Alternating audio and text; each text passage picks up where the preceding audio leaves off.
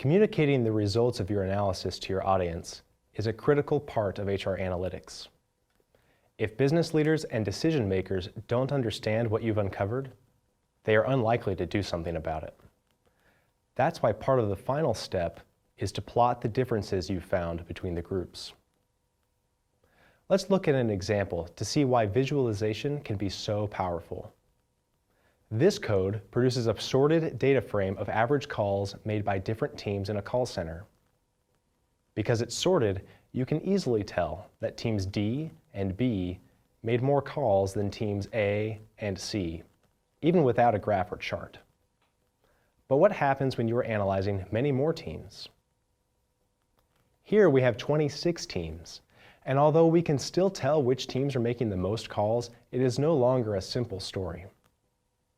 Here is where using a bar chart can help communicate what is going on better than numbers alone can. Using ggplot2, you can turn this data frame into a bar chart. Remember that you define the x and y axes as aesthetics inside the AES function. The geom_call function may be new to you. It displays a bar chart with one bar for each value of x. The y aesthetic is used to determine the height of the bars. Now it's easier to see not only that teams J, U, and M made the most calls, but also that X made the fewest.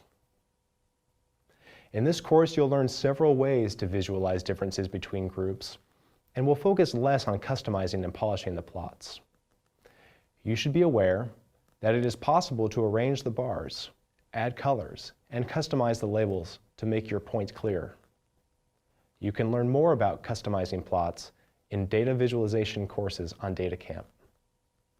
It's time for you to visualize the recruitment data.